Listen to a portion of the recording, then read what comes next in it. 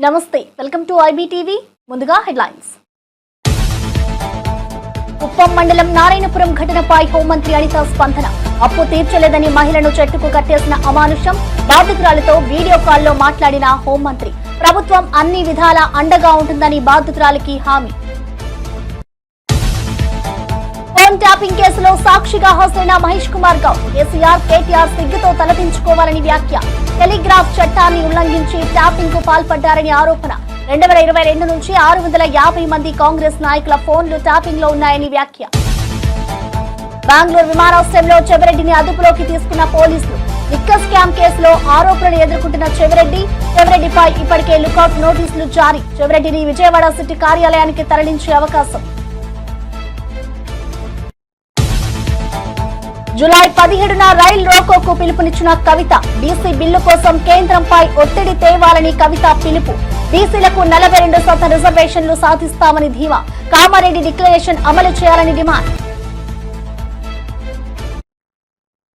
YSRCP senior నేత మాజీ MLA Chevireddy Bhaskar రెడ్డిను Bengaluru అంతర్జాతీయ విమానాశ్రయంలో పోలీసులు అదుపులోకి తీసుకున్నారు సంబంధించి ప్రత్యేక దర్యాప్తు బృందం ఇప్పటికే ఆయనపై లుకౌట్ నోటీసులు జారీ చేసిన నేపథ్యంలో ఈ అరెస్టు చోటు చేసుకుంది విశ్వసనీయ సమాచారం మేరకు ఆయన బెంగళూరుకు వస్తున్నారన్న సమాచారం ఉండడంతో పోలీసులు ముందస్తుగా ఎయిర్పోర్ట్ కు చేరుకుని ఆయనను అడ్డుకుంచారు అనంతరం విచారణ నిమిత్తం విజయవాడలోని సిటీ కార్యాలయానికి తరలించే అవకాశాలున్నాయని తెలుస్తోంది కేసుకు సంబంధించిన మరిన్ని వివరాలు అధికారికంగా వెలుగులోకి రావాల్సి ఉంది ఈ అరెస్టుతో వైఎస్ఆర్సీపీ శ్రేణుల్లో కలకలం నెలకొంది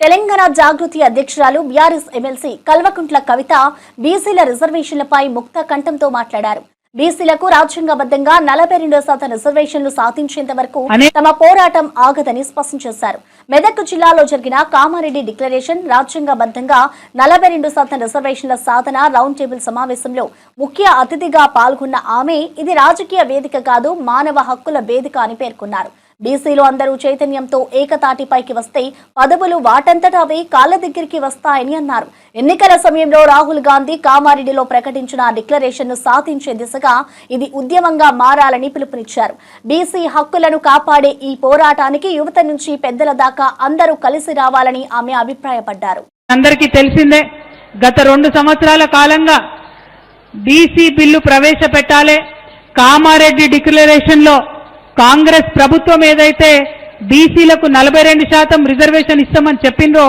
అది సాధించుకునే వరకు వదిలిపెట్టమని చెప్పి మరి గత 2 సంవత్సరాలుగా నిరంతరం కూడా ఇక్కడ ఉన్నటువంటి సభ్యులందరం కూడా కృషి చేస్తున్న విషయం మీ అందరికీ తెలిసిందే ఇప్పటి వరకు యూపీఎఫ్ కన్వీనర్ గారు బొల్ల శివశంకర్ గారు మాట్లాడి విస్తారంగా మొత్తం ఇప్పుడున్నటువంటి రిజర్వేషన్ అంశాన్ని కూడా వారు వివరించడం జరిగింది ఒకటే ఒక మార్పు మనందరం కూడా కోరుకునేది రేపటి నాడు బీసీలకు 42% రిజర్వేషన్ సాధించుకుంటాం అందులో ఏం అనుమానం లేదు సాధించుకునేటప్పటికీ బీసీలలో ఉన్నటువంటి ప్రతి ఒక్క కులం వారు కూడా మరి వారి హక్కులు వారికి తెలిసి ఉండాలి బీసీలలో ఉండేటటువంటి ప్రతి ఒక్క కులానికి సంబంధించిన వారు ప్రతి ఒక్క జిల్లాలో ఉన్నటువంటి వారు చైతన్యం తెచ్చుకోవాలి ఇంకా అనేకమైన కులాలు ఉన్నాయి వార్డు మెంబర్ కూడా రానటువంటి కులాలు బీసీలలో చాలా మంది ఉన్నారు సర్పంచులు కానటువంటి వారు బీసీలలో ఉన్న అనేకమైన కులాల వారు ఉన్నారు ఇక ఎమ్మెల్యేలు కానటువంటి వాళ్ళైతే ఇంకా చాలా కులాలు ఉన్నాయి పెద్ద కులాలైనా ఎమ్మెల్యేలు కూడా కానటువంటి వాళ్ళు అసెంబ్లీ గడపనెక్కనటువంటి వాళ్ళు అనేక మంది బీసీ కులాల వాళ్ళు ఉన్నారు మళ్ళీ అంతేకాదు బీసీలలో మహిళలు మరీ దారుణమైన పరిస్థితి మరి ఎవరి మహిళలైనా దారుణంగా రైతు సంక్షేమంపై కాంగ్రెస్ ప్రభుత్వం మాయమాటలు చెబుతోందని మాజీ ఎమ్మెల్యే పెద్ది సుదర్శన్ రెడ్డి విమర్శించారు నాడు కేసీఆర్ నాట్లకు మధ్య రైతు బంధు ఇచ్చినట్లే ఇప్పుడు సీఎం రేవంత్ రెడ్డి ఓట్లకు మధ్య రైతు భరోసా ఇస్తున్నారని ఎద్దేవా చేశారు ఎకరాకు 25,000 రైతు భరోసా బకాయిలు పూర్తిగా చెల్లించే వరకు స్థానిక సంస్థల ఎన్నికల్లో కాంగ్రెస్ నేతలను ఊర్లోకి అడుగు పెట్టనివ్వొద్దని రైతులను ఉద్ఘాటించారు రైతులు మోసపోకుండా కాంగ్రెస్ కూటమి హామీలను గుర్తించుకొని జాగ్రత్త పడాలని హెచ్చరించారు రైతు సంక్షేమాన్ని ఓట్ల కోసం వాడుకోవడమే కాకుండా గడిచిన ఏడాది నుంచి సరైన నిధులు కూడా విడుదల చేయలేదని మండిపడ్డారు రైతులకు న్యాయం జరిగే వరకు తమ పోరాటం ఆగదని స్పష్టం చేశారు అంటే వారు మాట్లాడినటువంటి మాటకి జరిగేటువంటి పనికి ఏమాత్రం పొంతన లేదు. ముఖ్యంగా మిత్రులారా, మీ ద్వారా మేము డిమాండ్ చేస్తా ఉన్నాం. ఖచ్చితంగా 25,000 రూపాయలు ప్రతి ఎకరాకు బాకీ ఉన్నాడు రేవంత్ రెడ్డి. కాంగ్రెస్ పార్టీ స్థానిక సంస్థల ఎన్నికల స్టంట్లో భాగంగా ఇవాళ రైతు భరోసా అని చెప్పి తెరలేపిల్లు. రైతులందరూ కూడా ఇది స్పష్టంగా అర్థమైంది, అర్థం చేసుకోవాలని చెప్పి కూడా మేము విజ్ఞప్తి చేస్తా ఉన్నాం. ముఖ్యంగా ఎకరాకి 25,000 రూపాయలు ఊళ్ళో కాంగ్రెస్ పార్టీడు స్థానిక సంస్థల్లో ఎన్నికల్లో పోటీ చేసేటోడు ఎకరాకి 25,000 రూపాయలు ఇచ్చేదాకా వాళ్ళ ప్రభుత్వం నుంచి రైతు ఖాతాలో పడేదాకా వాళ్ళను ఊళ్ళలోకి రానివద్దని పొలిమేరలనే వాళ్ళని తిప్పి పంపాలని చెప్పి మేము ముఖ్యంగా రైతులకు విజ్ఞప్తి చేయడం జరుగుతూ ఉన్నది. ఇటీవల కాలంలో మా నాయకుల మీద, కేసీఆర్ గారి మీద, కేటీఆర్ గారి మీద, హరీష్ రావు గారి మీద రేవంత్ రెడ్డి యొక్క ప్రవర్తన ఎట్లుందంటే ఒక సైకోను మరిపించే విధంగా ఉన్నది. ఆయన ఒక సైకో పాలన చేస్తా ఉన్నాడు. అతని పాలన మొత్తం ప్రభుత్వ ఫోకస్ అంతా కూడా మా పార్టీని ఎట్లా బదనం చేయాలి, ఎట్లా తప్పుడు కేసులు పెట్టాలి, ఎట్లా దుష్ప్రచారం చేయాలి, ఎట్లా రోజు బ్యాన్ ఐటమ్ కవరేజ్ తీసుకోవాలనేటువంటి తప్ప ఎక్కడ కూడా ప్రజల యొక్క సమస్యల మీద దృష్టి లేదు. ఇలా గ్రామాలన్నీ వల్లకాడైపోయినాయి. ఏ ముఖం పెట్టుకొని కాంగ్రెస్ పార్టీ మంత్రులు, ఎమ్మెల్యేలు గ్రామాల్లో పర్యటిస్తారు? ఏ ముఖం పెట్టుకొని వాళ్ళు స్థానిక సంస్థల ఎన్నికల్లో పోయి ఓట్లు అడుగుతారు? ఏ ఒక్క హామీ నెరవేర్చిల్లని చెప్పి రేవంత్ రెడ్డి ఏ ముఖం పెట్టుకొని ఇలా గ్రామాల్లో వాళ్ళ స్థానిక సంస్థల వాళ్ళ అభ్యర్థులను గెలిపించాలని చెప్పి ఏ ముఖం పెట్టుకొని కాంగ్రెస్ పార్టీ? పోలవరం బనకచెర్ల అనుసంధాన ప్రాజెక్ట్ ఎగువ రాష్ట్రాలకు ఎలాంటి ముప్పు తలపెట్టదని జలవనరుల శాఖ మంత్రి నిమ్మల రామానాయుడు స్పష్టం చేశారు. ఈ ప్రాజెక్టును లేనిపోని ఆరోపణలతో రాజకీయంగా దూషించేందుకు కొంతమంది తెలంగాణ నేతలు ప్రయత్నిస్తున్నారని విమర్శించారు. ప్రజలను గందరగోళానికి గురి చేయాలని కుట్రపూరితంగా ఆరోపణలు చేస్తున్నారని మండిపడ్డారు. ప్రాజెక్టు వివరాలు, వాస్తవాలను పవర్ పాయింట్ ప్రెజెంటేషన్ ద్వారా వివరించిన నిమ్మల రామానాయుడు ఈ ప్రాజెక్టు నిర్మాణం పూర్తిగా నిబంధనలకు అనుగుణంగా జరుగుతోందన్నారు. నీటి వనరుల వినియోగంలో పారదర్శకంగా వ్యవహరిస్తున్నామని తెలిపారు. రెండు రాష్ట్రాల మైత్రి దృక్పథాన్ని దెబ్బతీసే విధంగా అసత్య ప్రచారాలు అవసరం లేదని హెచ్చరించారు. ప్రజల శ్రేయస్సు దృష్ట్యా తీసుకుంటున్న చర్యలను రాజకీయ రంగంలోకి లాగరాదని స్పష్టం చేశారు. రైల్వే ట్యాంకర్ల ద్వారా విజయవాడ నుంచి అనంతపురం పంపించాం దాహార్తిని తీర్చడానికి. అంటే ఎటువంటి దుర్భరమైనటువంటి, ఎటువంటి దుర్భిక్షమైనటువంటి పరిస్థితులు రాయలసీమకు ఉన్నాయో ఆ 2015లో జరిగినటువంటి సంఘటనే మనందరికీ కూడా ఉదాహరణ అని చెప్పి తెలియజేసుకుంటూ, అటువంటి కరువు ప్రాంతం, ఫ్లోరైడ్ బాధితులు ఉన్నటువంటి ప్రాంతమైనటువంటి రాయలసీమకి ఈ ప్రాజెక్టు ద్వారా త్రాగునీరు, సాగునీరు అందుతుందనే విషయాన్ని దయవుంచి మరి ప్రజలందరూ కూడా గమనించాలని చెప్పేసి కూడా మీ ద్వారా కూడా తెలియజేసుకుంటూ, మరి ఇటువంటి ప్రాజెక్ట్ ఏదైతే ఉందో మరి ఈ యొక్క తెలంగాణ రాష్ట్రంలో ఉన్నటువంటి కొంతమంది రాజకీయ నాయకులు మరి ఆరోపిస్తున్నటువంటి పరిస్థితి ఏదైతే ఈ యొక్క పోలవరం బనకచెర్లకు సంబంధించి మరి ఈ యొక్క గోదావరి, కృష్ణ బోర్డులు కానీ, అదేవిధంగా మరి ఏదైతే ఈ యొక్క అపెక్స్ కౌన్సిల్ అనుమతి కూడా లేదు, నియంత్రించవలసినటువంటి కేంద్ర ప్రభుత్వం నిబంధనలను ఉల్లంఘిస్తుందని వాళ్ళు ఆరోపిస్తున్నటువంటి పరిస్థితి. మరి ఈరోజు ఉభయ తెలుగు రాష్ట్ర ప్రజలు కూడా ఆలోచించాలి. ఎందుకంటే తెలుగు జాతి అంతా ఒక్కటే. ఏదైతే ఈ యొక్క నిబంధనలు అనేవి మరి ఆంధ్ర ప్రాజెక్టులకు తప్ప తెలంగాణ ప్రాజెక్టులకు వర్తించవా? ఎందుకంటే ఇప్పుడు ఆ రాష్ట్రంలో అయినా ఈ రాష్ట్రంలో అయినా ఉన్నది అందరం కూడా ఒక్కళ్ళమే, అన్నదమ్ములమే అందరం కూడా. మరి ఆ నిబంధనలు అనేవి ఒక్క ఆంధ్రాకే వర్తిస్తాయా? పల్నాడు జిల్లా రెంటపాలెంలో జరగనున్న వైఎస్ఆర్ కాంగ్రెస్ పార్టీ అధ్యక్షుడు జగన్మోహన్ రెడ్డి పర్యటనకు పోలీసులు అనుమతి నిరాకరించారు. పర్యటనకు సంబంధించి పూర్తి సమాచారం ఇవ్వకపోవడంతోనే అనుమతి ఇవ్వలేదని జిల్లా ఎస్పీ కంచె శ్రీనివాసరావు స్పష్టం చేశారు. విగ్రహావిష్కరణ కార్యక్రమానికి జగన్ వస్తారని, పెద్ద సంఖ్యలో కార్యకర్తలు వస్తారని మాత్రమే పేర్కొన్నట్లుగా తెలిపారు. అయితే ట్రాఫిక్ నియంత్రణ, భద్రతా చర్యలపై స్పష్టత లేదని ఎస్పీ పేర్కొన్నారు.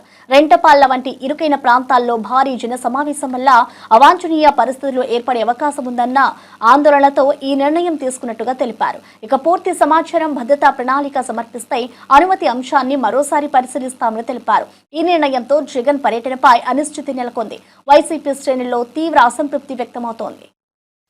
18వ తారీఖున గౌరవ ఎక్సీఎం గారు రెంటపాలెం విలేజ్ సత్తెనపల్లి రూరల్ మండలికి కొర్లకుంట నాగమల్లేశ్వరరావు గారి విగ్రహావిష్కరణకు రావడం జరుగుతుందని చెప్పి సత్తెనపల్లి నియోజకవర్గ వైఎస్ఆర్సీపీ నియోజకవర్గ ఇన్ఛార్జ్ అయినటువంటి గజ్జల సుధీర్ భార్గవరెడ్డి గారు మాకు ఒక పిటిషన్ ఇవ్వడం జరిగింది. హ్యూజ్ క్రౌడ్ వస్తారని చెప్పి మెన్షన్ చేయడం జరిగింది. ఎంతమంది రావడానికి ఆస్కారం ఉంది, అక్కడ ఏ విధమైనటువంటి క్రౌడ్ ప్లానింగ్ చేస్తున్నారు, ఎన్ని వెహికల్స్ వచ్చే అవకాశం ఉంది, ఇటువంటి డీటెయిల్స్ అన్నీ కూడా అడగడం జరిగింది. వాటికి సంబంధించి ఇప్పటికి ఇంకా మాకు ఎటువంటి సమాచారం అందించడం లేదు. సో అంతమంది క్రౌడ్ వస్తే ఈ ప్రోగ్రామ్ని ఆర్గనైజ్ చేయమైనటువంటిది చాలా ఇబ్బందితో కూడుకున్నది. అలాగే లా అండ్ ఆర్డర్ ఇష్యూస్ వచ్చే అవకాశం కూడా ఉందని భావించడం జరిగింది. దీనివల్ల వాళ్ళ రిక్వెస్ట్ని కన్సిడర్ చేయలేకపోతున్నాము. కాన్వాయ్తో పాటుగా సెక్యూరిటీ కాన్వాయ్తో పాటుగా మరొక 3 వెహికల్స్ని ఒక 100 మందిని అలౌ చేయడానికి మాకు ఎటువంటి అభ్యంతరం లేదు. ఫోన్ టాపింగ్ కేసులో టీపీసీసీ అధ్యక్షుడు మహేష్ కుమార్ గౌడ్ మంగళవారం విచారణకు హాజరయ్యారు. అనంతరం మీడియాతో మాట్లాడుతూ గత బీఆర్ఎస్ ప్రభుత్వం తమ ఫోన్లను ట్యాప్ చేసిందనే అనుమానంతో అప్పటి సీఎస్ కు ఫిర్యాదు చేశామని వెల్లడించారు. రాజకీయ నేతల ఫోన్లు ట్యాప్ చేయడం చాలా నీచమైన చర్య అని తీవ్రంగా విమర్శించారు. టెలిగ్రాఫ్ చట్టాన్ని తుంగలో తొక్కుతూ ట్యాపింగ్ చేసిన బీఆర్ఎస్ నేతలు కేసీఆర్, కేటీఆర్ సిగ్గుతో తలదించుకోవాలని ధ్వజమెత్తారు. తమ కదలికలన్నింటినీ పర్యవేక్షిస్తూ రాజకీయ ప్రయోజనాల కోసం ట్యాపింగ్ కు పాల్పడ్డారని ఆరోపించారు. 2022 నుంచే సీనియర్ కాంగ్రెస్ నేతల ఫోన్లు ట్యాప్ చేసినట్లుగా సమాచారం వచ్చిందని, ఇప్పటికే సిట్ దర్యాప్తులో 650 మంది నేతల ఫోన్ నెంబర్లు గుర్తించబడ్డాయని తెలిపారు. రేవంత్ రెడ్డితో పాటు తన ఫోన్ కూడా ట్యాప్ అయిందని, ఒక్కొక్కటిగా వాస్తవాలు బయటకు వస్తున్నాయని పేర్కొన్నారు. ఈ వ్యవహారంపై తీవ్ర విచారణ జరిపి బాధ్యులపై కఠిన చర్యలు తీసుకోవాలని డిమాండ్ చేశారు. వర్కింగ్ ప్రెసిడెంట్ అయిన తర్వాత చాలా సందర్భాల్లో మా మూమెంట్ని వారు క్రాక్ చేయడం, మా మూమెంట్ అంతగా వారికి తెలుస్తుందంటే మా ఫోన్లు ట్యాపింగ్లో ఉన్నాయని అనుమానం వచ్చి ఆనాడు చీఫ్ సెక్రటరీ కంప్లైంట్ చేయడం కూడా జరిగింది. ఇవాళ వాస్తవాలు బయటకు వచ్చాయి. కొన్ని వేల కాంగ్రెస్ లీడర్ల యొక్క టెలిఫోన్లు చట్టానికి వ్యతిరేకంగా 1885 టెలిగ్రాఫ్ చట్టానికి తూట్లు పొడుస్తూ దానికి వ్యతిరేకంగా ఒక ప్రజాస్వామ్యబద్ధంగా ఎన్నికైన ప్రభుత్వం ప్రజాప్రతినిధులు, రాజకీయ నాయకుల యొక్క ఫోన్లు ట్యాప్ చేయడం అనేది హేయమైన చర్య, సిగ్గుతో తలవంచుకోవాల్సిన చర్య. ఇలాంటి హేయమైన చర్యకు పాల్పడిన బీఆర్ఎస్ ప్రభుత్వం, ఆనాటి ముఖ్యమంత్రి కేసీఆర్, కేటీఆర్లు సిగ్గుతో తలవంచుకునే విధంగా జరిగినటువంటి కార్యక్రమం ప్రజాస్వామ్యాన్ని, రాజ్యాంగాన్ని అవహేళన చేసే కార్యక్రమం. ఏ రాజకీయ నాయకుడు, రాజకీయ పార్టీ ఉండకూడదు, మేమే ఉండాలి శాశ్వతంగాని ఒక చెడు ఆలోచనతో ఇలాంటి కార్యక్రమానికి స్వీకారం చుట్టినట్టుగా అర్థమవుతా ఉంది. మేము ఇవాళ అర్థమవుతోంది 2018లో మేము ఓడిపోవడం కారణం కూడా మా నాయకుల ఫోన్లను ట్యాపింగ్లో ఉండడం, ఎప్పటికప్పుడు వారు మూమెంట్ని ట్రాక్ చేయడం వల్లే ఓడిపోయామనిపిస్తూ ఉంది. 2022 నుంచి సీనియర్ కాంగ్రెస్ నాయకుల ఫోన్లను కూడా ట్యాపింగ్లో ఉన్నాయి. ఇవాళ సిట్ అధికారులు చూపించిన లిస్టులో దాదాపు 650 మంది సీనియర్ కాంగ్రెస్ నాయకుల యొక్క ఫోన్లు ట్యాపింగ్లో ఉన్నాయి. తాడిపత్రిలో టీడీపీ ఎమ్మెల్యే జెసి ప్రభాకర్ రెడ్డి వివాదాస్పద వ్యాఖ్యలతో రాజకీయాలు వేడెక్కాయి. వైఎస్ఆర్సీపీ నేతలపై దాడులు చేయాలంటూ పరోక్షంగా ప్రేరేపించిన ఆయన వైఎస్ఆర్సీపీ నేతలను కొడితే దిక్కెవడంటూ రెచ్చిపోయారు. ప్రజల మధ్య కక్షల వాతావరణం రెచ్చగొట్టేలా చేసిన ఈ వ్యాఖ్యలు తీవ్ర విమర్శలకు గురవుతున్నాయి. ముఖ్యమంత్రి చంద్రబాబు మమ్మల్ని 3 నెలలు వదిలేయాలి అంటూ చేసిన వ్యాఖ్యలు పార్టీలోనే చర్చనీయాంశంగా మారాయి. తమను విమర్శించే వారందరినీ ఉతికి ఆరేస్తామన్న ఆయన వైఎస్ఆర్సీపీ నాయకుడు కేతిరెడ్డి పెద్దారెడ్డి తాడిపత్రికి వస్తే అంతు చూస్తారని గూండాగిరి స్థాయికి దిగజారారు. చాలా మందికి ఉంది చేత కాదు అంటారు. తప్పు, చేత కాదు. ఎవరు ఏమన్నా ఈ ఆంధ్రప్రదేశ్ దినదన అభివృద్ధి కావాలనే కాంక్షతో ఎంగిలి మూసిన ఇష్టమైనట్టు మాట్లాడినా కూడా ఆయన చెల్లించడం లేదు. కానీ మా కార్యకర్తలు ఒకటే అనుకుంటున్నారు, చేదగాని తనం అన్న కాదు. నేను ఓపెన్ గా మాట్లాడతా, అవతల ఎవరికి బాధైనా నాకు పర్వాలేదు, నేను ఉన్న విషయం మాట్లాడాలనుకున్నా. లేకపోతే ఆయన మంచోడు కాకపోతే మమ్మల్ని 3 ఏళ్ళు రానిచ్చినాడా? ఎందునా మాట్లాడతారు? బుర్రండి మాట్లాడుతున్నారా, ఏదో మాట్లాడాలని మాట్లాడుతున్నారా? ఆ లోకేష్ బాబు యాత్ర పెడితే ఆడ నుంచి లాస్ట్ మైకులో లాక్కున్నారా మీరు? మీరు పుణ్యాత్ములు రా, మీరు పుణ్యాత్ములు. చంద్రబాబు పోలీసుల వేధింపులు తట్టుకోలేక నాగమల్లేశ్వరరావు ఆత్మహత్య చేసుకున్నారని ఆయన కుటుంబానికి పరామర్శించేందుకు వైఎస్ జగన్ రేపు పల్నాడు జిల్లా రెంటపాళ్లకు వస్తారని వైఎస్ఆర్సీపీ నేతలు స్పష్టం చేశారు. మంగళవారం నర్సరావుపేటలో జిల్లా ఎస్పీని కలిసిన అనంతరం మీడియాతో మాట్లాడిన వారు జగన్ పర్యటనకు ఎన్ని అడ్డంకులు పెట్టినా నిష్ఫలమవుతాయని హెచ్చరించారు. జగన్ అంటే జనం, జనం అంటే జగన్. ఆయన వస్తుంటే జనాలు ఆగరు. కానీ కూటమి ప్రభుత్వం పోలీసులతో కలిసి పర్యటనను విఫలం చేయాలని కుట్రలు చేస్తుందని ఆరోపించారు. ఏర్పాటు చేసుకుని దానికోసము దాన్ని జగన్మోహన్ రెడ్డి గారిని ఆ కుటుంబ సభ్యులు కలిసి మరి ఈ నేపథ్యంలో జగన్మోహన్ రెడ్డి గారు రెంటపాలకు వచ్చి ఆ కుటుంబానికి భరోసాగా అండగా ఉంటూ మరి ఆ విగ్రహావిష్కరణ చేయడానికి జగన్మోహన్ రెడ్డి గారు రానున్నారు. ఇప్పుడు ఇక్కడ జరుగుతున్నటువంటి పరిస్థితులు గాని ఇక్కడ ఉన్నటువంటి జిల్లాలో అందరికీ కూడా తెలుసు. ఏవో పర్మిషన్స్ పేరుతో ఇంకేవో అడ్డంకులు సృష్టించి జగన్మోహన్ రెడ్డి గారి కార్యక్రమాన్ని అడ్డుకోవాలని అనేక ఆంక్షలు విధించి వచ్చే పబ్లిక్ ని కన్ఫ్యూజ్ చేయాలని రీసెంట్ టైమ్స్ లో పొదిల్లో జగన్మోహన్ రెడ్డి గారికి చాలా పెద్ద ఎత్తున కూడా ప్రజాదరణ లభించింది. చాలా పెద్ద ఎత్తున కూడా వైఎస్ఆర్ కాంగ్రెస్ పార్టీకి రాష్ట్రంలో మద్దతు దొరుకుతుంది.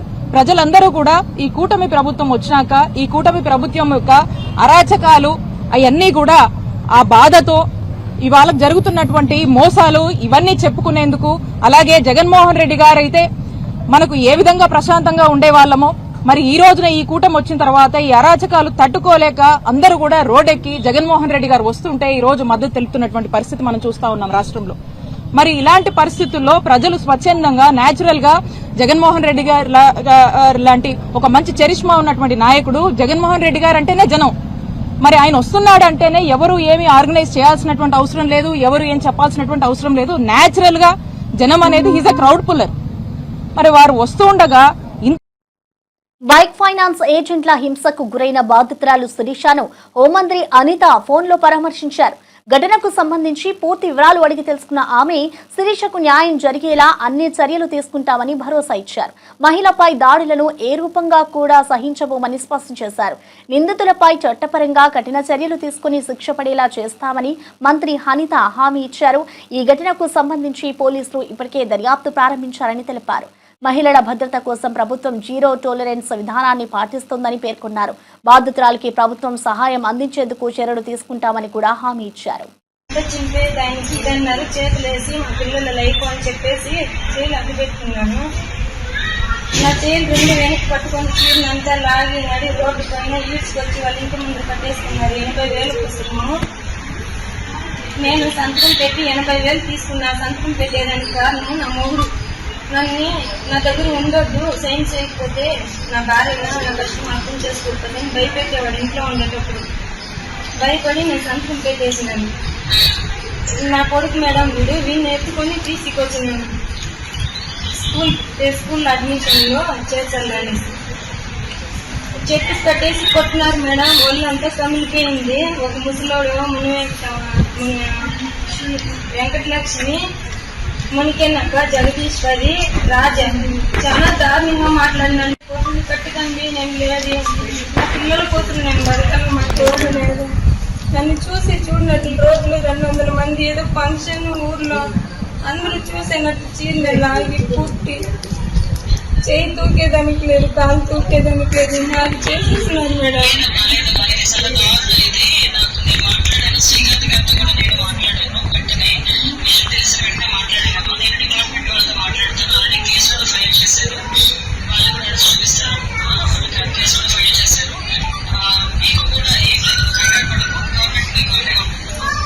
ఊర్లో పోయేట్లో భూమి ఏదైనా ఉంది అంటే అది కూడా పాస్బుక్లు అది ఇది చేసుకుని డబ్బులు పడుతుంది అనే వాళ్ళు భూమి కూడా ఏది లేదు మా పేరు ఉండేదానికి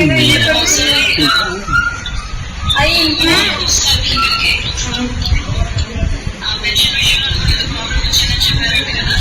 ఇంకా 6 వేలు ఇస్తారు కదా, మాకు అప్పు ఇచ్చినారు.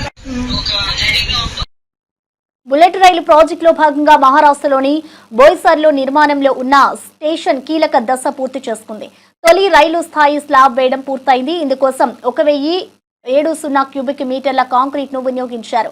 ఈ స్టేషన్ మొత్తం 2 అంతస్తులుగా 425 మీటర్ల పొడవుతో నిర్మించబడుతోంది.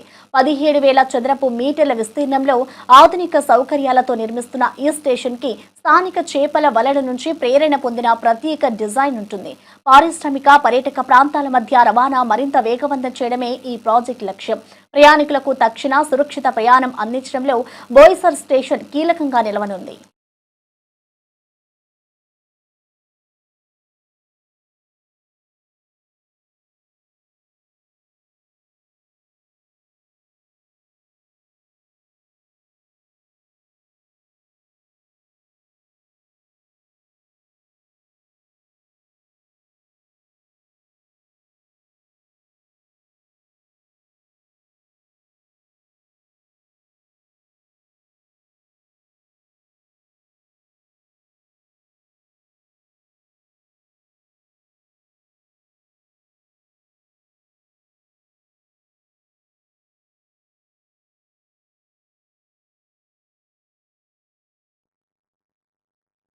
ఆపరేషన్ సింధూర్లో వీరమరణం పొందిన జవాన్ మురళి నాయక్ కుటుంబానికి ప్రభుత్వం ప్రకటించిన పరిహారాన్ని మంత్రి సవిత స్వయంగా అందజేశారు. సత్యసాయి జిల్లా గోరెంట్ల మండలం కల్లితండాకు వెళ్లిన మంత్రి మురళి నాయక్ సమాధికి అంజలి ఘటించి గౌరవం ఇవ్వారు. తర్వాత ఆయన తల్లిదండ్రులకు 50 లక్షల చెక్కును, 5 ఎకరాల భూమి, 6 సెంట్ల ఇంటి స్థలాన్ని సంబంధించిన పత్రాలను అందజేశారు. మురళి నాయక్ స్మారకంగా గ్రామంలో 14 లక్షలతో సమాధిని అభివృద్ధి చేయడంతో పాటు సమాధి దారి కోసం 16 లక్షలతో సిసి రోడ్ నిర్మిస్తామని ప్రకటించారు. ఇటు వీర జవాన్ కుటుంబానికి కూటమి ప్రభుత్వం ఎప్పుడూ అండగా ఉంటుందని మంత్రి సవిత హామీ ఇచ్చారు. ఈ కార్యక్రమంలో స్థానిక ప్రజాప్రతినిధులు, అధికారులు, గ్రామస్తులు పెద్ద ఎత్తున పాల్గొన్నారు.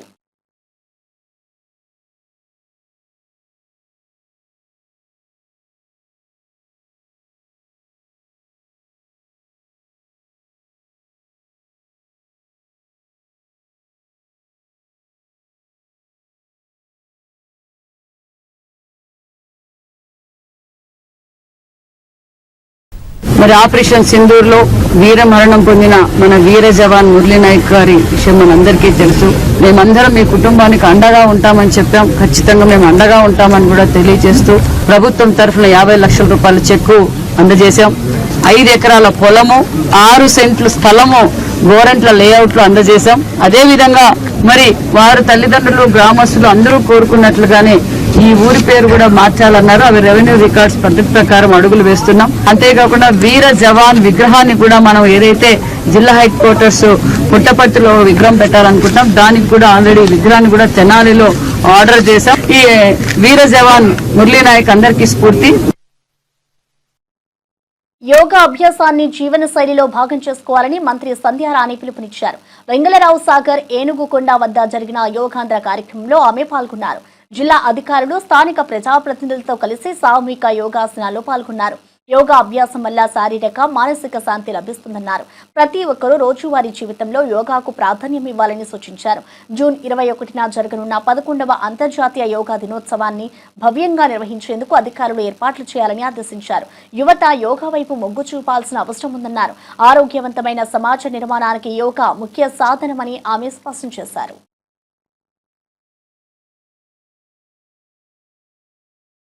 ముఖ్యమంత్రి వర్యులు నారా చంద్రబాబు నాయుడు గారు ఆత్మీయంగా ఆహ్వానిస్తే 5 లక్షల మంది మనం విశాఖపట్నంలో 21వ తేదీన యోగా చేస్తున్నాం.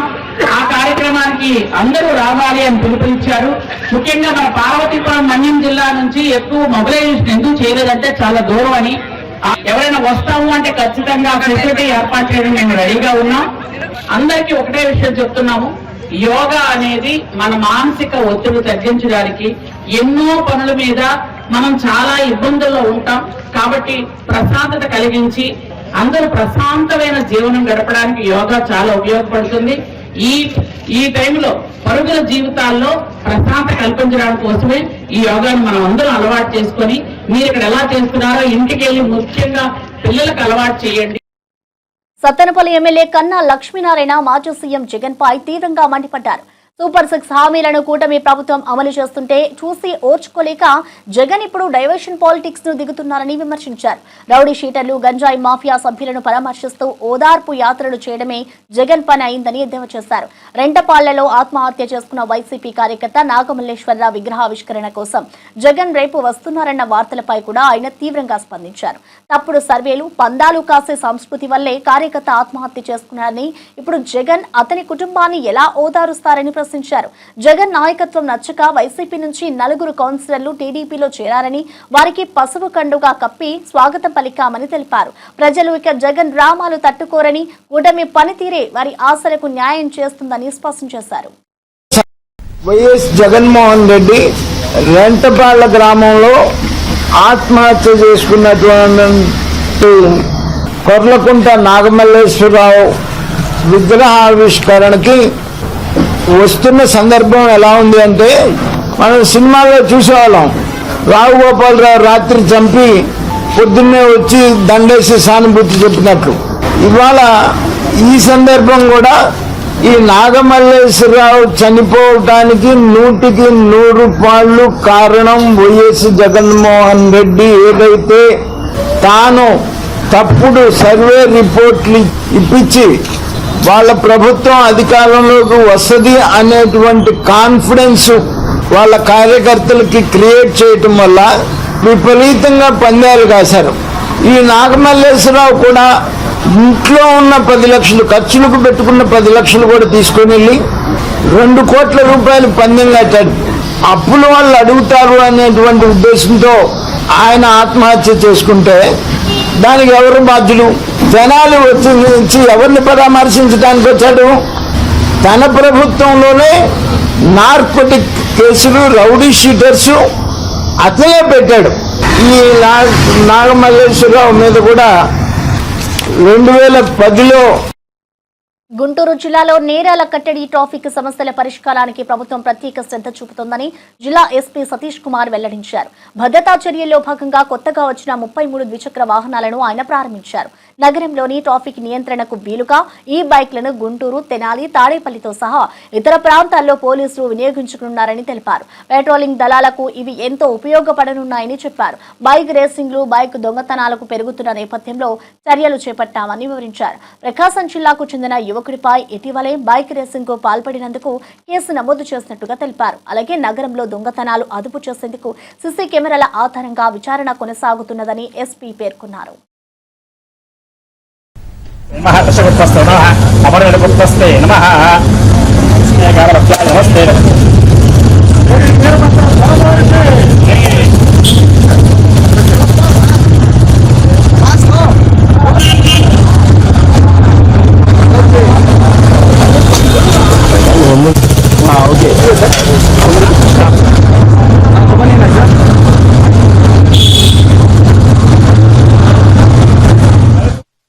గుంటూరులో చూసామంటే even bike racing, snake driving పైన కూడా కొన్ని రిపోర్ట్స్ వచ్చేస్తున్నాయి. సో అది కాకుండా ఎనీ సీన్ ఆఫ్ అఫెన్స్ కానీ ట్రాఫిక్ ఇష్యూస్ కానీ వెళ్ళాలంటే కూడా కొంచెం మనకి బైక్స్ అన్ని పాతగా అయిపోవడము, సో ఇమీడియట్ గా వెళ్ళలేకపోవడము, కొన్ని ఫాస్ట్ గా వెళ్ళలేకపోవడం అనేది ఒక సమస్యగా ఉండేది. ఆల్ 33 బైక్స్ ని మనం డిస్ట్రిబ్యూట్ చేయడం జరిగింది. ట్రాఫిక్ ఇంపార్టెన్స్ ని బట్టి 13 బైక్స్ గుంటూరు టౌన్ కి, అదేవిధంగా తుళ్ళూరుకి 5 బైక్స్, అదేవిధంగా తెనాలికి 5 బైక్స్, మంగళగిరికి 3 బైక్స్ అని చెప్పేసి ఈవెన్ పొన్నూరు టౌన్ కూడా ఒక బైక్ ఇవ్వడం జరిగింది. బైక్ రేసింగ్ పైన అశోక్ అని చెప్పేసి ఒక పర్సన్ ని కూడా మనం పికప్ చేయడం జరిగింది. వాళ్ళ పైన పెట్టి కేసు కూడా పెట్టడం జరిగింది. కమింగ్ డేస్ లో with better supply of vehicles ఇంకా కొన్ని బెటర్ పర్ఫార్మెన్స్ చేస్తాం. ఇవి బులెటిన్ అప్డేట్స్ చూస్తూనే ఉండండి IBTV న్యూస్.